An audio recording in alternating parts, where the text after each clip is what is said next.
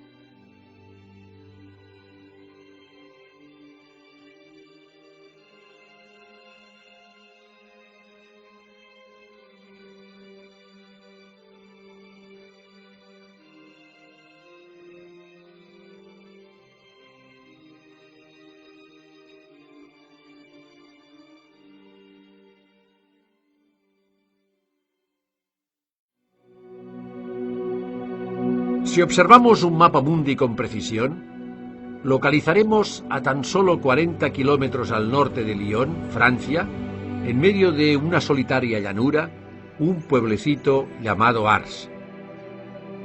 Antaño, sus gentes, labriegos, pastores y artesanos, gentes de bien, que aun habiendo recibido las enseñanzas evangélicas, transmitidas de generación en generación y asimiladas en sus corazones, éstas se vieron mermadas y profanadas por la Revolución Sangrienta de 1789, revolución que tantas almas seglares y sacerdotales costara a la Iglesia. Con apenas 230 habitantes, esta aldea no hubiese salido nunca del país del olvido sin la entrega total a Dios de un hombre, de un santo, Juan Bautista María Vianney, universalmente conocido como el santo cura de Ars, que convirtió este pueblo perdido en las tinieblas en un lugar donde sus gentes se enamoraron de Dios, porque la luz que irradió fue tan grande que su alrededor germinó amor y humildad, mansedumbre y virtud, santidad.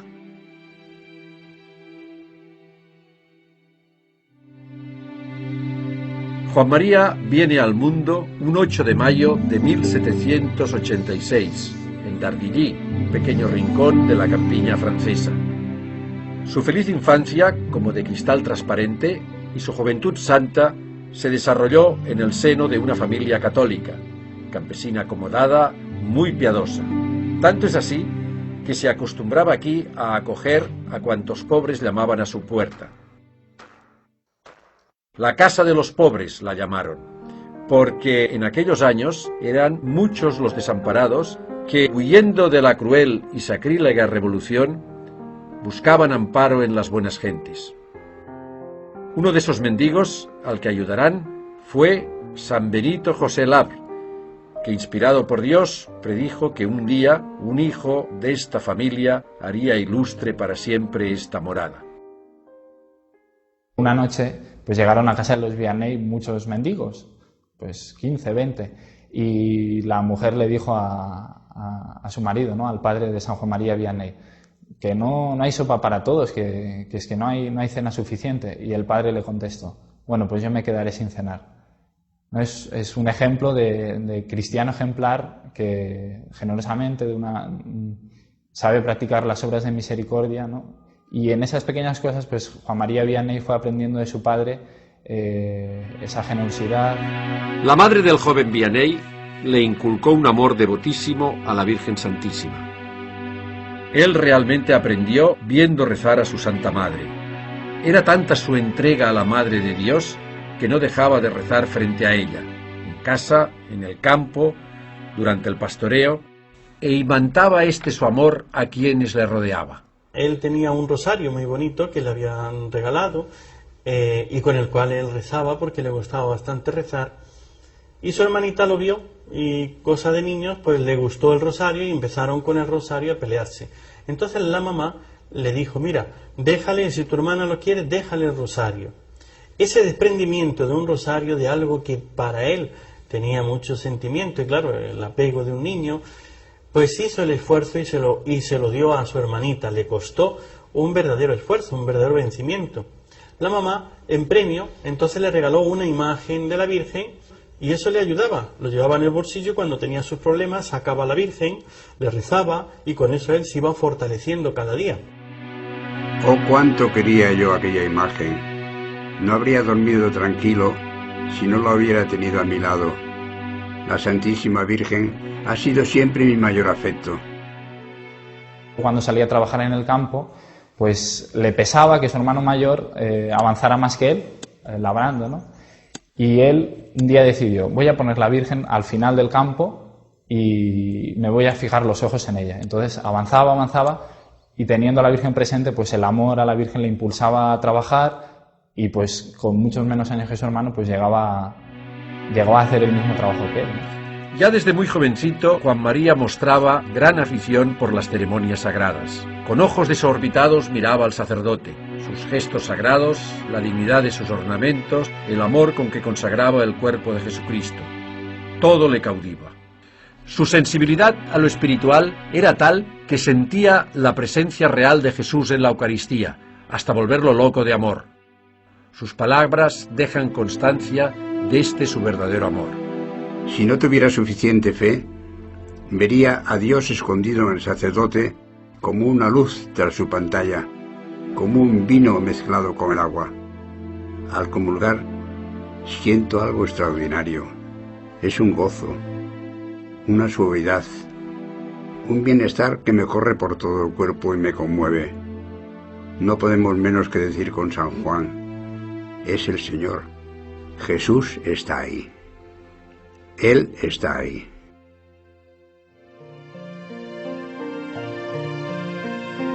Su cuerpo crecía, se robustecía, su inteligencia se desarrollaba y en su alma anidaba un deseo cada vez más gigante, salvar almas y para ello ser sacerdote.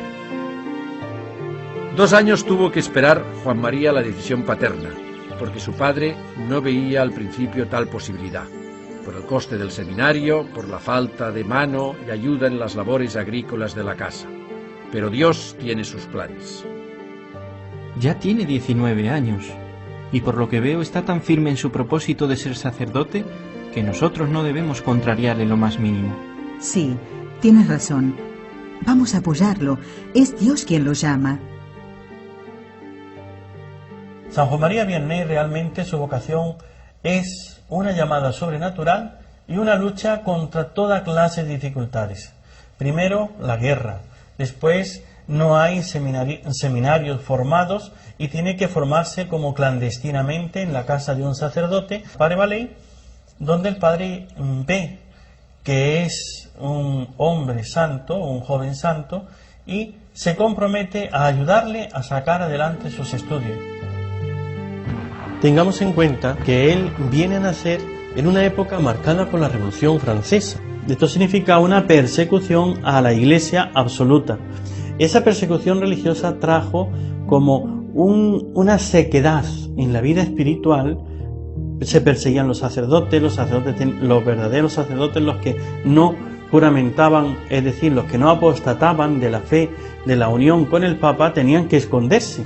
Su familia incluso iban a escondidas, largos viajes para poder llegar a un lugar donde hubiese un sacerdote que celebrase la misa y que no fuese un sacerdote juramentado. Fueron estos justamente, la clandestinidad de estos, la heroica y martirial clandestinidad de estos, la que también fue marcando la infancia del santo cura de Ars y lo fue poco a poco orientando hacia el Señor.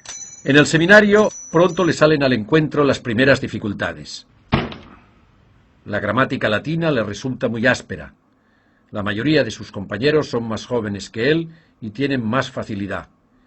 Él nota su memoria pesada, no retiene las lecciones en latín. Pidió ser admitido en el seminario. Los superiores veían que era inútil para los estudios. no le quedaban las frases en latín en la mente. Incluso el francés tampoco lo dominaba mucho y cometía faltas de ortografía. Pero eso lo fue ir superando. Le probaron porque le veían bueno y le veían devoto de la Virgen. Le aprobaron. Que otro no hubiera pasado. Pero su santidad y su bondad pasó por encima de todo. Así fueron los adelantos de Juan María en los primeros meses de estudio, lentos y pesados, prácticamente nulos. Pero el joven se aplicaba con admirable tenacidad, hasta que, debilitado por los ayunos rigurosos que él mismo se impone y un agudo sentimiento de incapacidad, llega a desmoronarse anímicamente. Padre, lo he intentado, pero veo que yo no valgo para esto. Quiero volverme a casa. ¿A dónde vas, hijo mío? Si vuelves a casa y tu padre te ve triste, no te dejará volver. Entonces adiós a tus planes, adiós al sacerdocio, adiós a las almas. Los superiores no sabían si le ordenarían o no, pero a base de esfuerzos y de la devoción que sentía la Virgen, le animó a ir perseverando. No hay que negar de manera ninguna que no estaba muy dotado para los estudios. Esto parece que es evidente. Pero como seminarista era enormemente cumplidor de su deber, era un hombre enormemente disciplinado y era, como naturalmente él lo fue siempre en su vida, era profundamente piadoso. Era un hombre profundamente piadoso. Es decir, los santos no se improvisan. El santo cura de Ars no fue santo solo por el ministerio en Ars, sino fue santo porque el Señor lo fue acompañando con su gracia y él fue un instrumento dócil a la gracia de Dios. A la edad de 29 años, después de tantas incertidumbres, fracasos y lágrimas, Juan María Vianney ve abrirse para él las puertas del sacerdocio. Sacerdos in eterno. El día de su ordenación, el 13 de agosto de 1815, se graba en su alma como algo muy especial para él.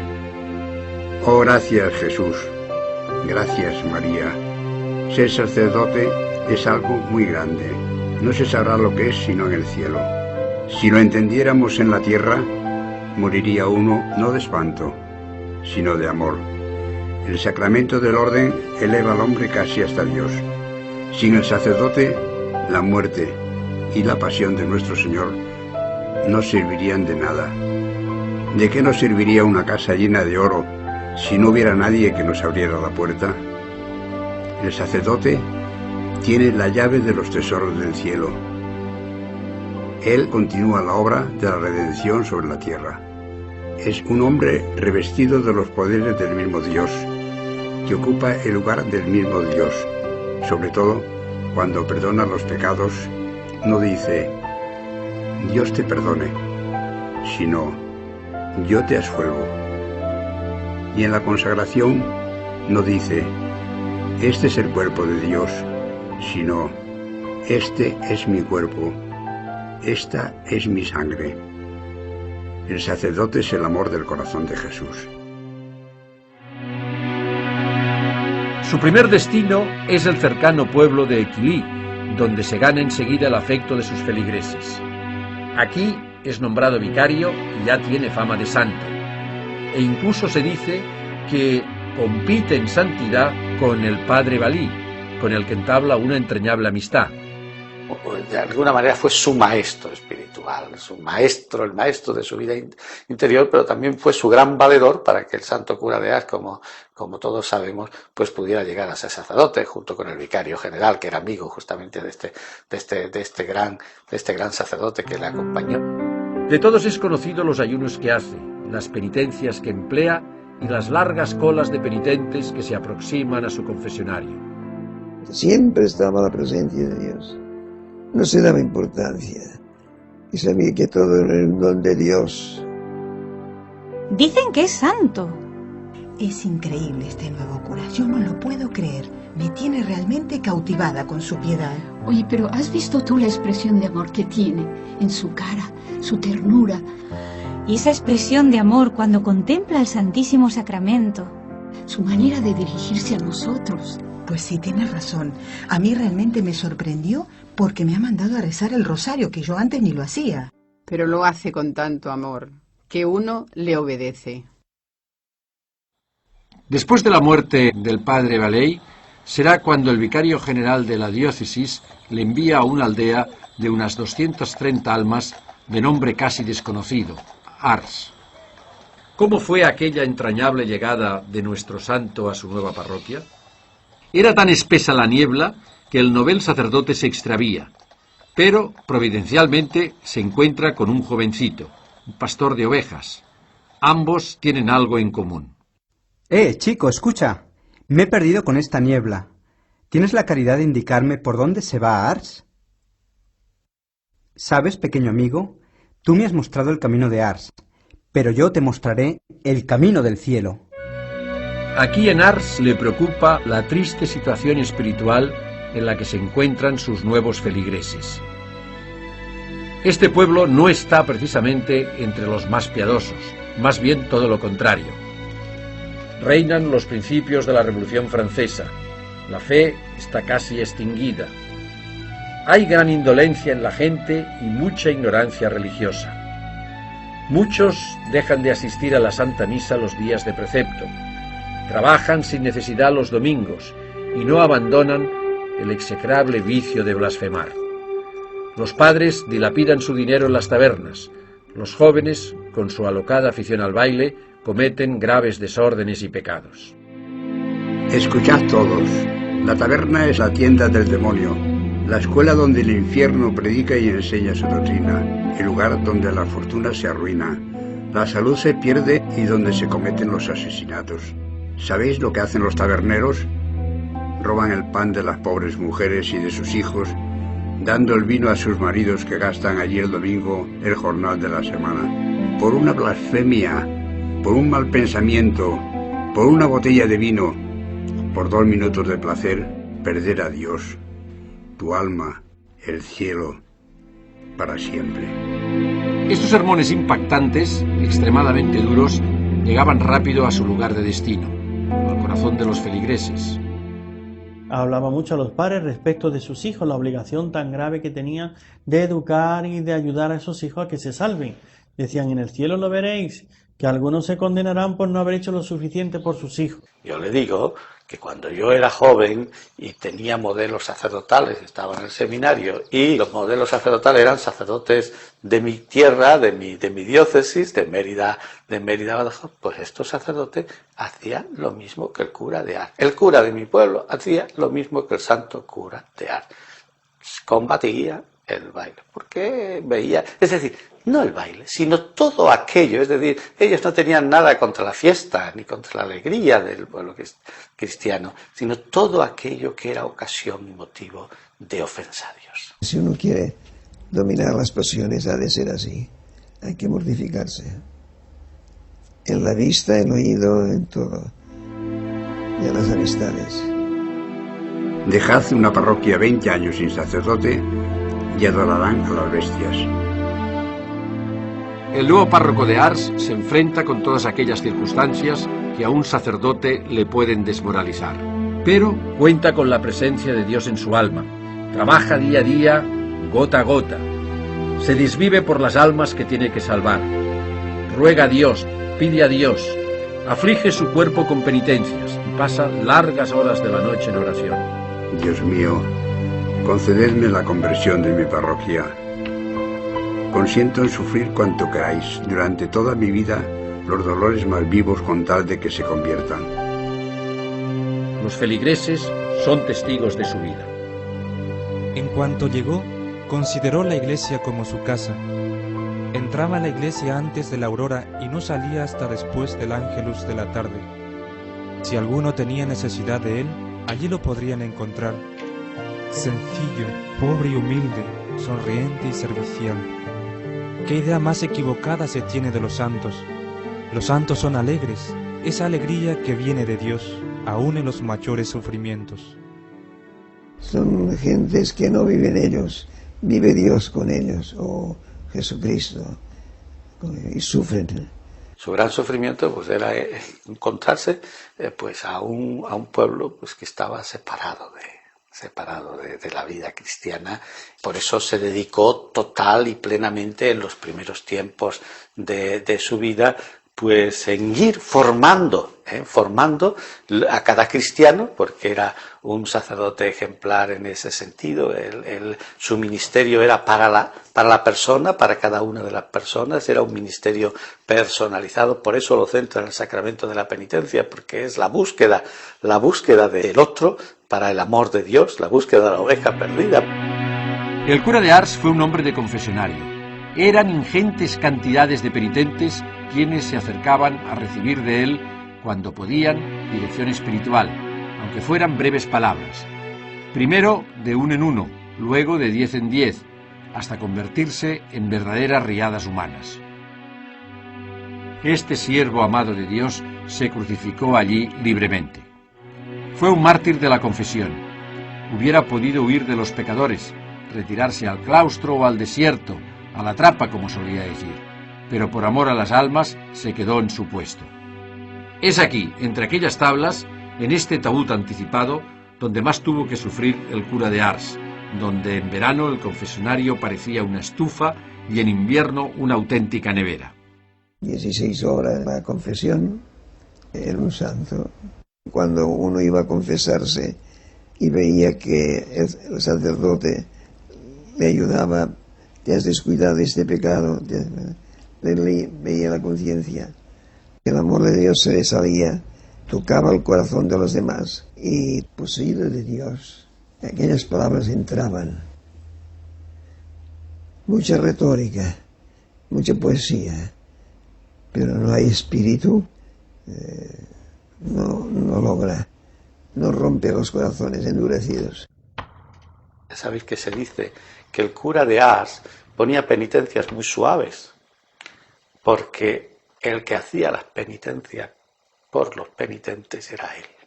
Él rezaba por ellos, él se sacrificaba por ellos. El santo cura de Ars fue un auténtico prisionero del confesionario, y todo por amor a las almas.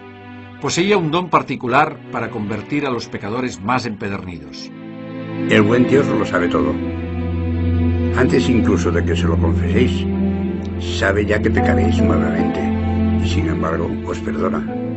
Qué grande es el amor de nuestro Dios, que le lleva incluso a olvidar voluntariamente el futuro con tal de perdonarnos. A quien en cambio se acusa de manera fría y casi indolente, le muestra con sus propias lágrimas la evidencia seria y dolorosa de lo abominable de su actitud. Hasta que no queme usted todos sus malos libros, no le puedo dar la solución.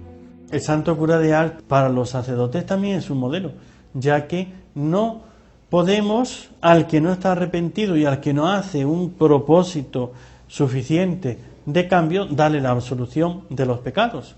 Pues él decía que se condenarían los sacerdotes que absolvían a aquellos que no estaban, que no quitaban las ocasiones y que no estaban arrepentidos. Llegó que todo el mundo estaba en la capilla, que se terminaron los bailes de las tabernas. Ahora vuelve a estar igual, ¿eh? Todos nos podemos preguntar, ¿dónde estaba escondido el tesoro de su fe? ¿Dónde lo podemos aprender? ¿Dónde pedirla? ¿Cómo llegó el santo cura de Ars a convertir todo un pueblo? Yo me hago otra pregunta. ¿Cómo llegó el Espíritu Santo a convertir todo un pueblo? Pues el Espíritu Santo llegó a convertir todo un pueblo porque tuvo un instrumento muy apto, muy dócil, que vivió para transmitir el amor de Dios, Odiaba el pecado, pero se compadecía inmensamente de los pobres pecadores. Pero, sin embargo, se mostraba inflexible cuando el pecador no quiere salir del estado de condenación. Solía decir: qué desgraciados son los pecadores al no conocer al buen Dios. Cuando no tenéis el amor de Dios en vosotros, sois muy pobres. Sois como un árbol sin flores y sin frutos. Hay que rezar siempre, sin desfallecer como enseñan las Sagradas Escrituras. El alma que reza poco Es como esas aves de corral que aunque tienen grandes alas no saben volar. El hombre no es solo un animal de trabajo, también es un espíritu creado a imagen de Dios. Y no vive solo de pan, vive de oración, vive de fe, de adoración y de amor. No se puede ser sacerdote si no se es un hombre de fe. El santo cura de Ars sabía que él tenía que pasar por el sagrario todo aquello, a todas aquellas personas, con sus dramas interiores, con sus problemas interiores, con sus dificultades para crecer en la fe, con sus dificultades para la conversión. Él los tenía que pasar por el sagrario. San Juan Bautista María Vianney fue un santo nacido en la escuela de Jesús de Nazaret, un alma víctima a imitación de Cristo por los pecados de los hombres. Como sacerdote, como hombre elegido por Dios para la salvación de las almas, sabía que el tiempo era un regalo de Dios, para aprovecharlo en obras buenas, santas, tiempo para ganarse el cielo. Uno de sus primeros trabajos de apostolado, para evangelizar a los escasos fieles de la parroquia, fue la catequesis, fiel apostolado que desarrollará toda su vida. Visita sistemáticamente a los enfermos y a las familias, organiza misiones populares y fiestas patronales, recoge y administra dinero para sus obras de caridad y para las misiones, adorna la iglesia y dota de ornamentos, se interesa por la educación de los niños, funda hermandades y llama a los laicos a colaborar con él. En esa catequesis que él puso, primero para los niños, después ya empezó a hacerla también para los adultos, en esa guerra o en esa lucha contra la ignorancia, les obligaba a que se formasen, ya con la lectura de vida de santos, ya viniendo a la catequesis que él daba, que por cierto, todo el tiempo que él estuvo en la parroquia, él se encargaba de dar la catequesis. El santo cura de Ars, ya sabemos que fue un sacerdote que ejerció el ministerio hasta la total extenuación. Fue una entrega total en favor de los demás, en todos los rasgos, en todas las facetas, en todos los matices que tiene el ministerio sacerdotal, porque hoy destacamos algo que es esencial en su ministerio, que es, por ejemplo, el sacramento de la penitencia. Pero no olvidemos que luego él, primero, tenía unas relaciones humanas pastorales extraordinarias. Era un hombre que visitaba los hogares, que mantenía una extraordinaria relación y cercanía con todos. Era un hombre que se preocupaba por la promoción humana. Recordemos la providencia, por ejemplo. Recordemos la providencia. ¿Qué es la providencia? La providencia es la promoción humana y de la mujer, en un momento en el que no había nada. También de los chicos se preocupó de la educación, buscó profesores, congregación religiosa que fueran profesores para los chicos, para esa promoción humana.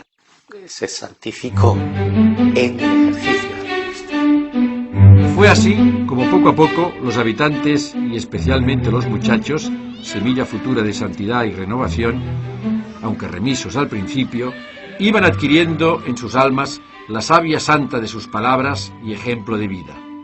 Se confesaban y aprendían a amar la pureza de costumbres. Era un cura que no toleraba que nadie entrara en la iglesia indecentemente vestido. Como solía decir, un cuerpo casto, un alma pura. No hay nada más hermoso. Ars logró que todos fueran a la iglesia. Él estaba dispuesto a todo, pero quisieron también quitarle, porque estorbaba a los párrocos vecinos. Vi que mucha gente iba a Ars y no iba a sus pueblos. Él, sin moverse de Ars, hacía su apostolado. Era un santo, carácter especial, prescindía de los demás, se fijaba en el Evangelio y predicaba el Evangelio. El cambio de las costumbres en Ars fue total, ejemplar. Es increíble el cambio que ha dado este pueblo. Pero fijaros que en la iglesia antes no había nadie y desde que él ha llegado somos todos más piadosos. Así es, tienes toda la razón. ¡Qué cura más bueno nos ha tocado, eh! Ya lo creo, no hay más que verlo rezar. En su pastoral es hoy realmente lo que tenemos que hacer. No hay otra pastoral.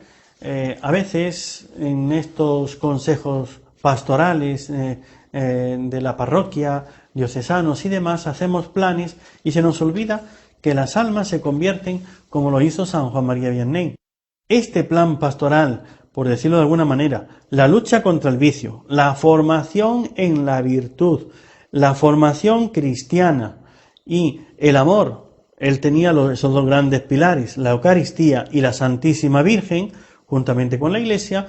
La Eucaristía y la Virgen eran para él realmente su campo de batalla y cómo hizo a las almas llegar a gran santidad.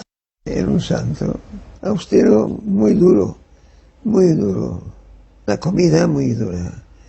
En la habitación un colchón de hojas de maíz y pobre. Fue austero absolutamente toda su vida, fue recio, profundamente recio, es decir, si algo caracteriza al santo cura de Ars es justamente su reciedumbre. Su fama de hombre de Dios, de santo, se extiende por todo el orbe. Es así que acuden al pueblo los primeros peregrinos de otros lugares para confesarse con él y encontrar la paz del alma. ¿Le veis? Cumple la promesa que hizo en su ordenación sacerdotal, punto por punto.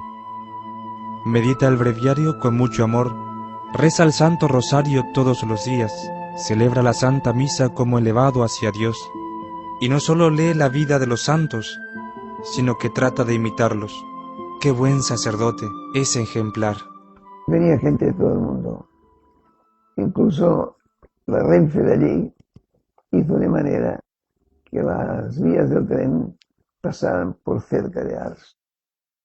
La parroquia de Ars fue como un gran hospital de almas. Él era el gran médico, el gran maestro, el gran director, y venían de todas partes, de Francia y del extranjero, a buscarle para confesarse, puesto que sabían que él era un santo, y en él buscaban para el alivio, el consejo, el consuelo y también la orientación. El cura de Ars consiguió cambiar el corazón y la vida de muchas personas, porque fue capaz de hacerles sentir el amor misericordioso del Señor. Cuando predicaba y hablaba del inmenso amor de nuestro Señor Jesucristo, del tremendo amor que nos tiene, se le partía el corazón y no podía seguir hablando. Decía que el modo más sencillo de encender la llama en el feligrés es hablarle del Evangelio. Ya con sus palabras, sus sermones, era predicar lo que el Señor enseñaba, pero es que además con su vida él vivía el Evangelio. Tanto es así que nunca podía dirigirse al Santísimo Sacramento sin decir Jesús está ahí y derramar lágrimas de amor, de devoción, de ternura. Y la gente le veían que cuando él hablaba con la Eucaristía, que cuando él hablaba a Jesús en la Eucaristía, lo hacía pues no como el que cree que está, sino como el que ve. Recordemos aquel ejemplo de confianza en Dios, donde Catalina Lassagne, su entrañable colaboradora en la Providencia, se quejaba al párroco Vianney porque el granero era escaso. Padre, la cosecha ha sido muy mala. El granero está casi vacío. ¿Qué daremos de comer a nuestros pobres? Tenga fe, Catalina. Ya verá. He pedido a las huérfanas que recen. El buen Dios no nos fallará. Yo he colocado en el granero una reliquia de San Francisco de Regis. Vaya a traer el trigo que nos queda, y no tema. No es posible, Dios mío. El granero está más lleno que nunca. No cabe nada más. Fe. Fe. Fe. Resulta que Notre Dame de París cada año hacen una novena a la Virgen de Notre Dame. Y siempre escogen el predicador más importante del año o de la fama. Cuando le tocó a Le Corder, entonces antes de empezar su novena, se fue a Ars para escuchar al padre Vianney. Los mejores predicadores iban a escucharle. Al que era un aprobado medio. Su fama de santidad crecía de día en día, pasaba las fronteras, porque hacía mucho bien a las almas. Pero al sentirse desbancado, el diablo desata una oleada de calumnias y persecuciones contra el cura de Ars, pero este las abraza con alegría a imitación de los santos, a imitación de nuestro Salvador. Para la manera de hablar de los curas de allí, era un hueso, difícil de roer. Vianney, comedor de patatas. Campesino ignorante, ¿todavía no estás muerto? Ya te agarraré. Ah, sapo negro, ¿cuánto me haces sufrir? Los otros sapos no me hacen sufrir tanto. ¿Por qué te levantas tan de mañana? Comes tan poco y predicas con tanta sencillez. Predica pomposamente como en las grandes ciudades, y así no te tomarán por ignorante. Qué voz tan fea tiene el bellaco. Está rabioso. Eso es señal de que mañana va a haber alguna conversión importante. Caerá algún pez gordo. San Juan María Vianney, en todo su apostolado, en esos años donde él empezó a confesar y la gente empezaba a acudir de fuera, el demonio le atacó fuertemente. En una ocasión, por ejemplo, él estaba confesando y avisaron que estaba ardiendo su casa. Fueron allá, fueron a apagar y vieron que la cama era lo único que se había quemado, todo lo demás no se había quemado, y él riéndose dijo que el pajarito estaba fuera de la jaula, ¿no? Le llamaba el bellaco y lo hacía así con un desprecio. ¡Ay, el bellaco!, ¿no? Tenía fe, vamos, él veía al demonio. El demonio le pegaba fuertes palizas. A veces la cama se la retorcía, estaba acostado y empezaba a romper cosas, escuchaba unos ruidos como que se le caía todo encima. Lo hacía para asustarle. Y él vencía al demonio, salvando almas, robándole, diríamos, los que ya tenía esclavizados bajo el pecado, porque no hay nadie que haya hecho más bien a los hombres que aquel que ha quitado más pecados. Va liberando a las almas del poder tiránico, satánico del demonio. 38 años sufrió el santo cura las vejaciones del demonio. Era atormentado por el día por los hombres y por la noche por el demonio. El demonio, decía, es muy astuto, pero también es muy estúpido. Si monta en cólera, buena señal. Santa Gemma Galgani, que escribía sus notas, el demonio le cogió el borrador y se lo llevó.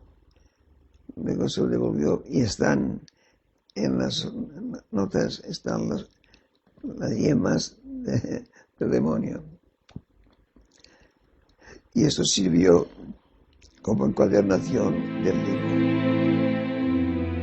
Lo central en la vida del santo cura de Ars como sacerdote, como hombre de Dios entregado a su santo servicio, es la Santa Misa. La misa es lo más grande para él. Durante sus 40 años en Ars, antes de celebrar el santo sacrificio del altar, se preparaba con casi una hora de oración. Es tan grande lo que va a realizar. Está convencido de que todo el fervor en la vida de un sacerdote depende de la misa. Siempre que celebra, ofrece también la propia vida como sacrificio. Todas las buenas obras juntas no son comparables al sacrificio de la misa, porque son obras de hombres, mientras la Santa Misa es obra de Dios. La causa de la relajación del sacerdote es que descuida la misa. Qué pena el sacerdote que celebra como si estuviera haciendo algo común y corriente. ¿Cómo aprovecha un sacerdote ofrecerse a Dios en sacrificio todas las mañanas? Qué dolor más amargo pensar que hay hombres que mueren sin amar a Dios. Dios mío, no permitáis que el pecador perezca. Su vida sacerdotal fue una santa misa, un sacrificio ofrecido al Padre por amor a su vocación, a las almas por amor a Dios.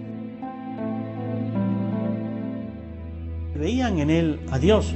Hubo hasta alguno de esos peregrinos que llegaron hasta Ars, que cuando lo vieron después comentaban entusiasmados: he visto a Dios en el cura de Ars. El párroco Vianney logró que los vecinos de Ars tuvieran vida interior, luz de Dios en sus almas, que sus almas vivieran la santidad.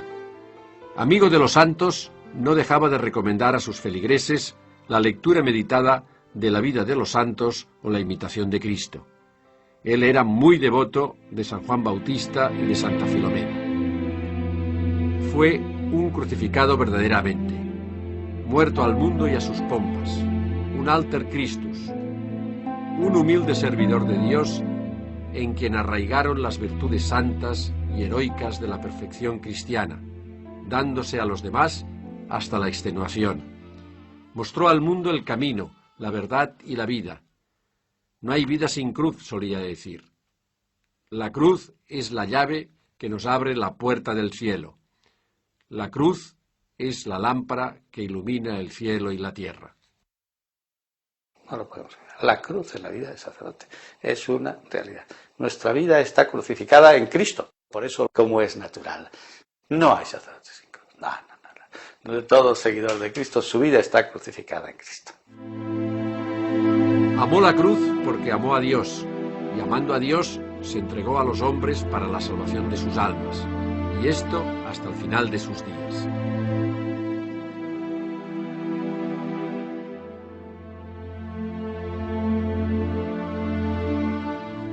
Qué bueno es Dios.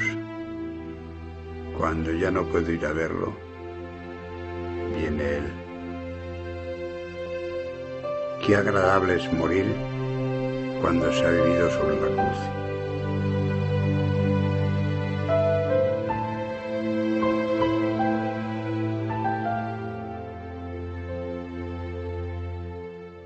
Murió santamente, como había vivido. Incomprensiones por unos, maravillas para otros. La Iglesia reconoció que fue un gran sacerdote. No exageremos al cura de Ars confesor sobre el cura de Ars pastor, sobre el cura de Ars educador, sobre el cura de Ars preocupado por los problemas y necesidades humanos de su gente. Es sacerdote integral, santo integral, pero fundamentalmente sacerdote integral. Y así, por eso yo destaco lo que es la Iglesia, sacerdote, sacerdote, sacerdote, sacerdote.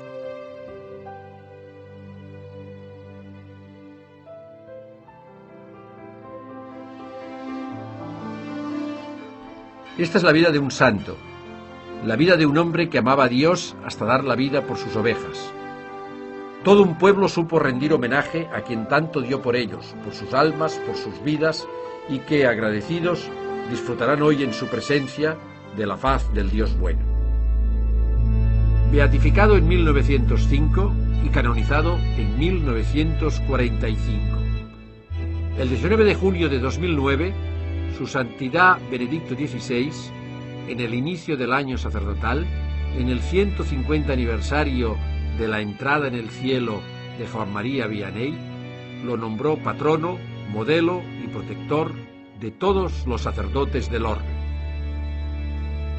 En una solemne ceremonia, ante su reliquia más preciada, el corazón, el Papa propuso a este humilde cura de aldea como arquetipo y modelo acabado de todo sacerdote. In San Giovanni Maria Vianney hai voluto donare alla Chiesa una toccante immagine della tua carità pastorale. Fa che in sua compagnia e sorretti dal suo esempio viviamo in pienezza quest'anno sacerdotale. Fa che sostando come Lui davanti all'Eucaristia possiamo imparare quanto sia semplice e quotidiana tenero la tua parola che ci ammaestra, tenero l'amore con cui accoglie i peccatori pentiti, consolante l'abbandono confidente alla tua Madre Immacolata. Fa, oh Signore Gesù. Su escultura, arrodillado y así, rogando, lo dice todo. Los jóvenes de hoy tendrían un poco que mirar al joven Juan María Vianney, también preguntarse, Señor, ¿qué quieres de mí? Él, más allá del tiempo y el espacio, es espejo en el que deben mirarse todos los sacerdotes y aspirantes al sacerdocio de este milenio. San Juan Bautista María Vianney, ruega por nosotros.